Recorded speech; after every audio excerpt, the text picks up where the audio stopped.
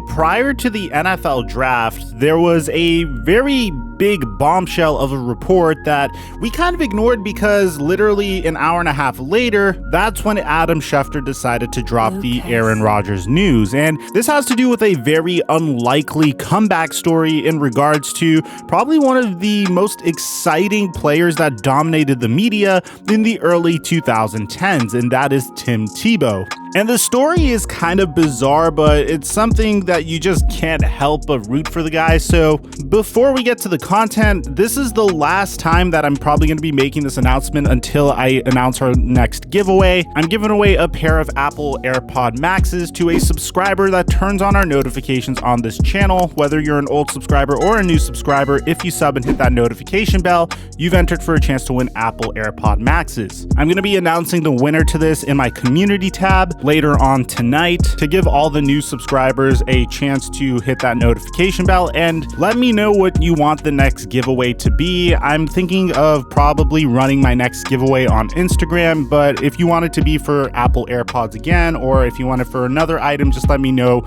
in the comment section down below. Now that we get all that out of the way, break!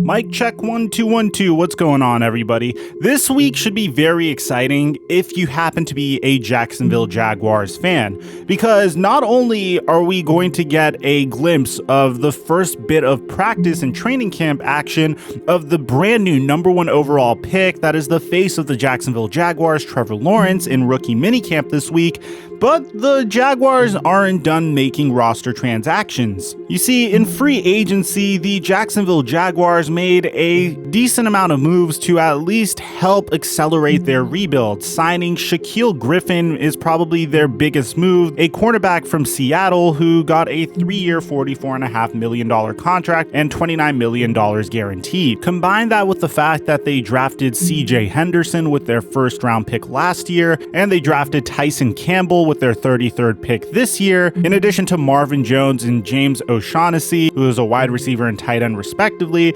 and you have a decent amount of changes that are going on for the Jacksonville Jaguars. And that's before I get to other moves they made like Trey Herndon, Philip Dorsett, Sidney Jones. But nothing is more surprising than this latest report in regards to Tim Tebow. Now, something you got to know about Tim Tebow is this is one of those players that could have potentially been a great quarterback in the NFL if he was given a better situation to develop in, because Tim Tebow was selected with the 25th pick in the 2010 NFL draft. This pick was seen as a reach by many, but most people felt very confident about the situation he was going into because the man that decided to draft him and the coach that was supposed to develop him was Josh McDaniels. Unfortunately for Tim Tebow and the Denver Broncos, Josh McDaniels came under a decent amount of controversy as well. With lack of time to explain everything, he was essentially accused of cheating in an incident that was called Spygate 2. Pretty much Josh McDaniels recorded the San Francisco 49ers walkthrough practice, but that plus just an underwhelming era underneath Josh McDaniels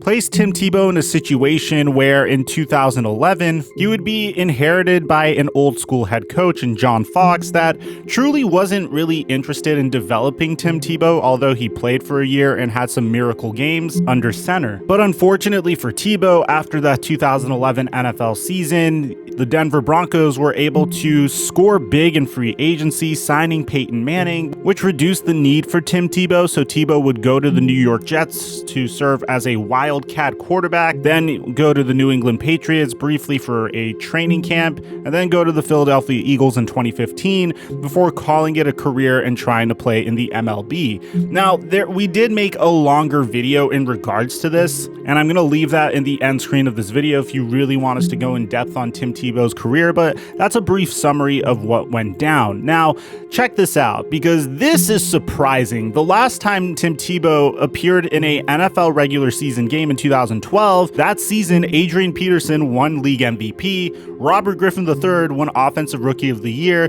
Luke Kuechly won Defensive Rookie of the Year, and Joe Flacco was the Super Bowl MVP. And Trevor Lawrence was just 12 years old. And the reason why this is significant, and I'm drawing all these parallels to the Jacksonville Jaguars, is the Jaguars are doing something pretty freaking interesting, and this is according to Ian Rappaport. According to him, the Jacksonville Jaguars are planning to sign quarterback turned tight end Tim Tebow to a one-year deal, per Ian Rappaport and Tom Pelissaro. Now, a deal could be official in the next week or so, nothing done yet, but he'll have a chance to make the team to reunite with his mentor and college head coach, Urban Meyer. Now, I know what you might be thinking. There are a ton of tight ends that are still in the free agency pool. Players that are available are players such as Tyler Eifert, who was a Jacksonville Jaguar last year, Trey Burton, Jeff Swaim, Jordan Reed, Luke Stalker, and Virgil Green. So why would the Jacksonville Jaguars opt for a player that is not only 33 years old and played very subpar in the NFL, but also just a player that hasn't played tight end before? Well, the answer is fairly obvious. Whenever a head coach comes into a brand new situation, especially a coach such as Urban Meyer, he clearly wants to have players that have played for him at one point or another in order to really help establish the brand new culture that he will have to establish in a team that hasn't really had much success since 2017, and during that time, that success was very brief. And this isn't the only instance of Urban Meyer attempting to do this, because in addition to trying to sign Tim Tebow before he tried to sign Tim Tebow, and by the way, the signing isn't official yet, but they are to sign Tim Tebow, he tried to go out and lure Alex Smith to the Jacksonville Jaguars as a backup quarterback to Trevor Lawrence. And honestly, I thought that situation was probably a better situation for the Jaguars, because Alex Smith already has a proven track record when it comes to being the backup QB or the bridge QB to successful quarterbacks. If you look early in his career, at first he was the starting QB for the 49ers. He got injured, and eventually Colin Kaepernick took over for him, but he handled that situation with class. Later on, he would go on to the Kansas City Chiefs, and he would be the bridge quarterback there until the Kansas City Chiefs decided to draft Patrick Mahomes, and Mahomes would sit behind Alex Smith for a year, and Mahomes had great things to say about the way Alex Smith handled the situation and treated him. So Alex Smith was clearly the number one option in this situation when you wanted a quarterback that played for Urban Meyer in college and had success, but Tim Tebow is also a pretty sweet get as well. In terms of what I'm expecting from him this year, I'm not necessarily expecting remarkable throws from Trevor Lawrence to Tim Tebow for touchdowns, although that's going to sound really weird to hear Tony Romo announce on CBS Sports. I'm mainly expecting Tim Tebow to stick around Urban Meyer, to start out as a backup tight end. They're going to probably try that out and see how he develops as a backup tight end. Bear in mind, he's 33 years old, and the tight end position takes some time to learn. And if that fails, I could see Tim Tebow potentially being an assistant on the coaching staff, maybe a position coach, or maybe some sort of coordinator for Urban Meyer moving forward. Needless to say, this is very interesting. The possibility of hearing touchdown, Trevor Lawrence finds Tim Tebow in the end zone, is just already sounds really weird to me. So let me know in the comment section down below what you guys think about all this, because at the same time, I warned you guys and I warned the Jaguars of this.